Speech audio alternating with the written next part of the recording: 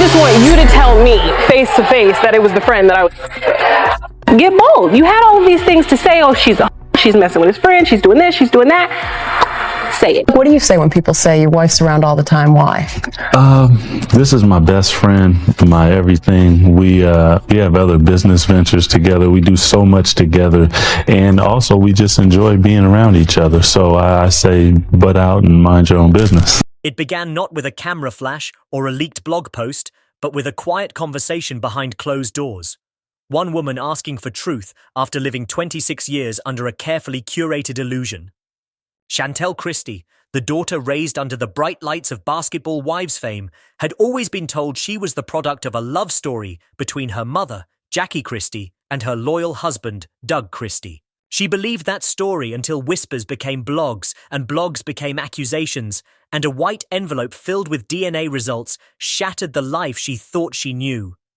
This wasn't reality TV. This was a life rewritten, a legacy exposed, and a mother's empire built on deception now crumbling brick by fraudulent brick. It all started when Chantel walked alone into a private clinic in Glendale under a pseudonym. She wasn't chasing scandal, she was chasing clarity. Doug had been her legal father, the man who raised her, shielded her, defended her name, and took bullets online for her sake.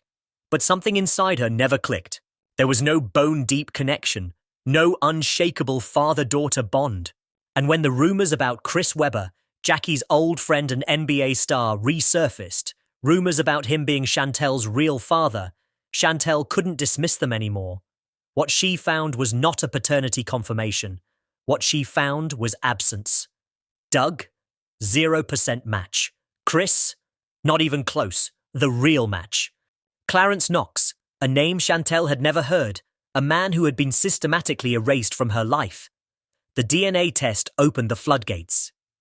Jackie Christie's house of cards wasn't just wobbling, it was collapsing. According to court documents and insider testimony, Jackie had paid $30,000 back in 2003 to have hospital birth records altered. A retired administrator confessed under oath that he had been handed an envelope stuffed with cash and instructed to remove Clarence Knox's name from the birth certificate and insert Doug's. No DNA test, no legal validation, just Jackie's word and a bribe. But why would Jackie go? It didn't begin with a camera flash, a viral TikTok clip, or a TMZ headline. It began with a question, soft and shaking, in a clinic hallway cloaked in fluorescent silence. Can you tell me who I am? For 26 years, Chantel Christie believed she already knew the answer. Raised as the fiercely loyal daughter of Jackie Christie, the domineering matriarch of Basketball Wives, and Doug Christie, the quiet, devoted ex-NBA player who bent his entire life around his wife's ironclad vision of perfection, Chantel lived inside a legacy built on love, loyalty, and televised spectacle. She was the poster child of a power couple's seemingly unbreakable bond, the one thing Jackie and Doug did right while the cameras rolled and tabloids salivated. But behind the scenes, the whispers never stopped. Whispers about Jackie's old fling with NBA legend Chris Webber. Whispers about inconsistencies in Chantel's birth records. Whispers that turned into fan theories that turned into Reddit threads, and Reddit threads that turned into something darker, something undeniable. Chantel had always felt something off. Not overt, not dramatic, but subtle. Like a picture frame slightly askew, a missing puzzle piece in the portrait of her childhood. Doug had always been kind, present and patient, but the bond was distant. No midnight talks, no father-daughter instinct. It was as if he had always been standing just outside the emotional threshold, willing but not wired. So one day, without telling Jackie, without telling Doug, and without alerting her half-siblings, Chantel slipped into a Glendale DNA clinic under the name S. Daniels. She wasn't chasing scandal. She was chasing silence. Silence from the voices in her head that had grown too loud to ignore. What she found in that sterile manila envelope didn't just destroy her world, it detonated it. Doug Christie, 0.0% paternal match. Chris Webber, tested per Chantel's private legal request through a third-party investigator, also 0. Instead, the report pointed to a man named Clarence Knox, a name that meant nothing to Chantel, but everything to Jackie, because Jackie had erased him long before Chantel ever learned how to spell her own name. And with that, The first brick fell. But this wasn't just a case of mistaken paternity.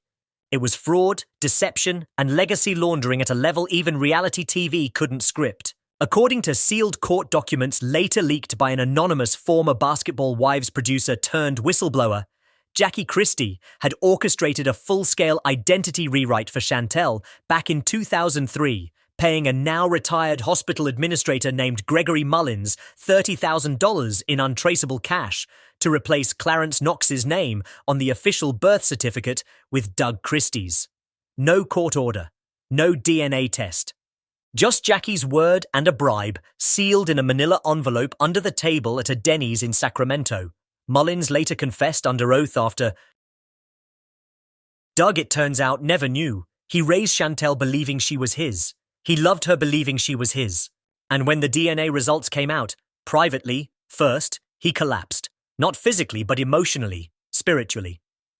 According to a source close to Doug, he couldn't speak for 3 days. He cried so hard he vomited.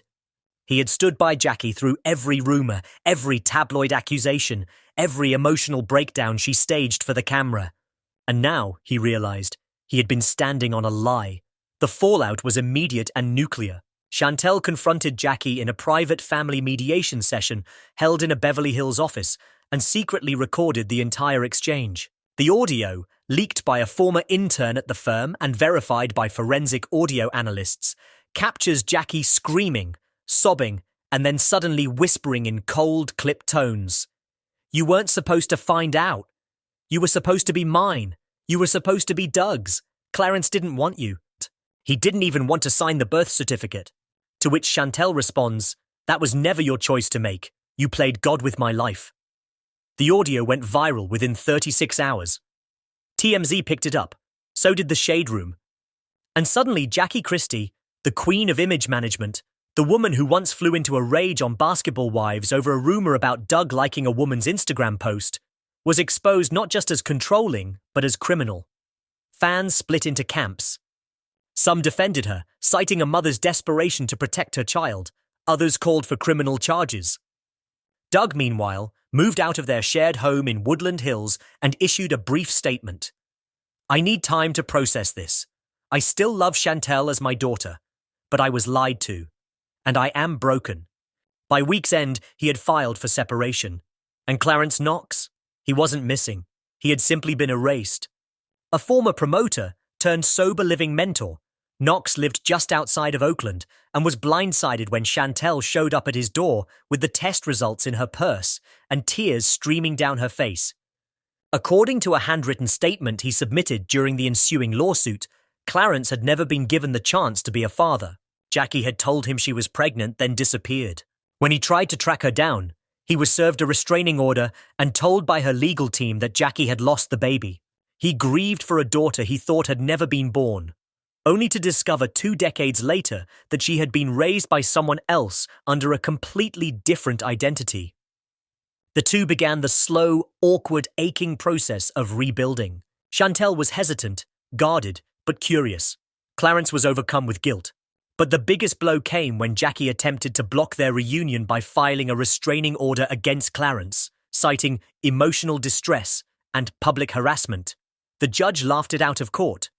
That same week, Chantel filed a civil suit against Jackie for identity fraud, emotional distress, and financial exploitation, alleging that Jackie had profited off of Chantel's fabricated lineage to secure reality show contracts, book deals, and sponsorships based on the illusion of a perfect family. The trial, dubbed Christie versus Christie, became a cultural moment. A courtroom circus televised by Court TV, dissected by legal TikTok, and memed into oblivion. The central question wasn't just about maternity, it was about manipulation, about image, about what a mother is willing to do, not just to protect her child, but to protect her brand. Jackie testified in full glam, in a cream power suit, defending her actions with tearful monologues and a meticulously rehearsed narrative. "I didn't do it for me. I did it to protect my daughter from a dangerous man."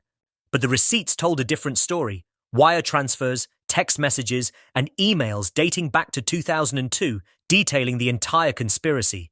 The bribes, the threats, the hush money paid to an old nurse who remembered Clarence's presence at the hospital. In a climactic moment, Chantel took the stand and, through tears, read a letter she had written to her younger self. "You were never invisible. You were never unworthy of the truth. They tried to make you a symbol, but you were always a soul." The courtroom wept. Jackie didn't. She sat stone-faced. The jury took 4 hours to deliberate. Verdict: guilty. Damages awarded to Chantel, $2.6 million, but the money wasn't the point. The point was exposure, unraveling the tapestry Jackie had woven for decades, thread by golden thread. In the months that followed, VH1 cancelled all future Basketball Wives appearances involving the Christie family. Jackie's book deal was pulled. Doug officially filed for divorce. And Clarence? He walked his daughter down the aisle at her small private wedding a year later, a moment he never thought he'd get to have. As for Jackie, she retreated from the public eye, surfacing only once in a cryptic Instagram live where she sat in the dark,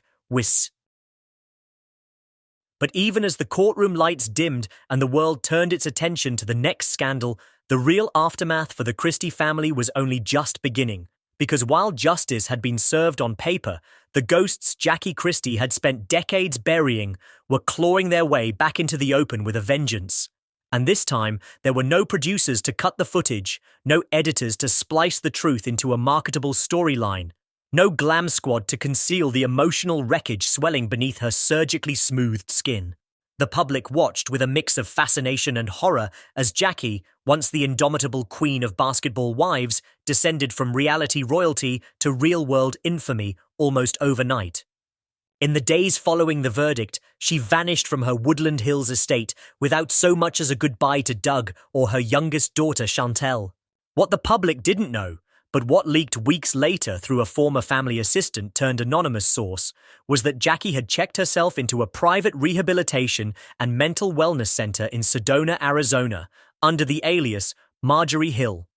The center, known for treating disgraced celebrities and high-functioning narcissists, specialized in trauma response, image collapse, and personality reconfiguration. According to insider notes that would later be leaked online, Jackie arrived with 3 Louis Vuitton trunks, a folder full of affirmations, and a personal demand for complete media silence. But silence was no longer something Jackie could control. Because outside those luxury retreat walls, the internet was speaking louder than ever, and Jackie had finally run out of fingers to plug the dam. Brands terminated contracts in waves. First the skincare line she'd promoted on Instagram, then the fashion boutiques, then the real estate companies that had once called her their forever face. Sponsors fled, publicists ghosted, friends stopped replying. VH1 quietly scrubbed her presence from its archives, removing her name from press releases and deleting promotional clips featuring her family. A fan-led petition to permanently ban Jackie from the Basketball Wives franchise hit 1.3 million signatures within 48 hours. But the most haunting blow wasn't corporate, it was personal. Doug Christie, heartbroken and humiliated, filed a motion for divorce citing irreparable betrayal and declined alimony entirely. "I don't want her money," he allegedly told friends. "I want my life back." And from the moment he moved out, he never looked back. Not for Jackie, not even for the cameras who once followed their every move. Meanwhile, Chantel found herself navigating the impossible duality of public vindication and private devastation. Yes, she had won. Yes, she had reclaimed her truth. But in doing so, she had scorched the earth that raised her, and the echoes of that fire lingered in